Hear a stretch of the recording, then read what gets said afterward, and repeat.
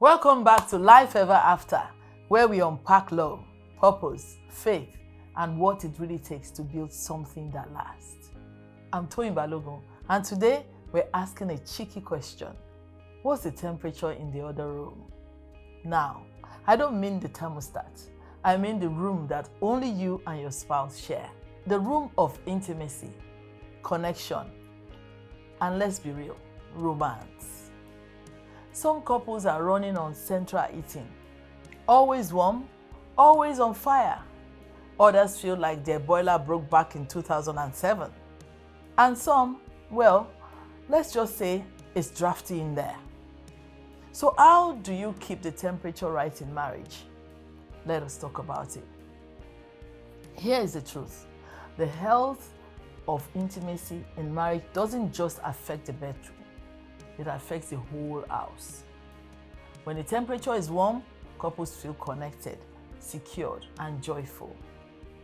When it's freezing cold, distance grows.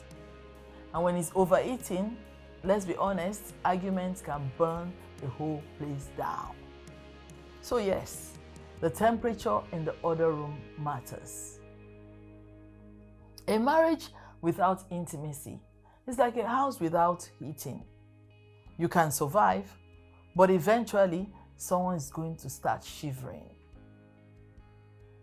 Sometimes couples act like intimacy is optional, like adding an extra cushion on a sofa.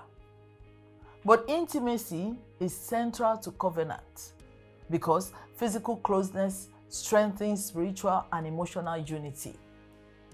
Don't let your love story turn into a cold case. So how do you keep the thermostat healthy? 1. Talk about it. Don't assume. Ask your spouse what warms them, what cools them, and what makes them feel connected. 2. Initiate the conversation gently. You might start with, I really want to grow closer. Can I ask you what makes you feel most loved and valued? Or, I've been thinking about how we can strengthen our connection. What are the little things that mean a lot to you? Sometimes a kind question at the right moment opens the door to deeper dialogue. 4. Tend the fire. Intimacy isn't automatic. It needs tending, like a fire that needs log. Little acts of kindness, romance, and affection keep the sparks alive. 5. Deal with the draft. If stress, fatigue, children, or conflict are stealing your warmth, don't ignore it.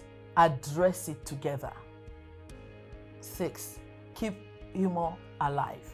Laughter is foreplay too. Never underestimate how joy warms a marriage. Great marriages don't just fall in love once. They relight the fire again and again. My closing encouragement. Let me ask you again. What's the temperature in the other room? If it's warm, tend it. If it's cold, relight it. And if it's too hot with conflict, learn to cool it off with grace.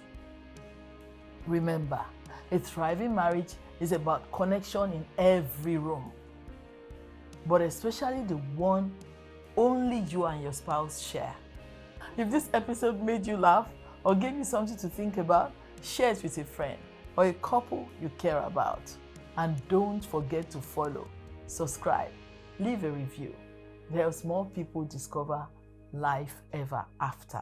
And always remember, this isn't perfect love. This is purposed love. This is life ever after.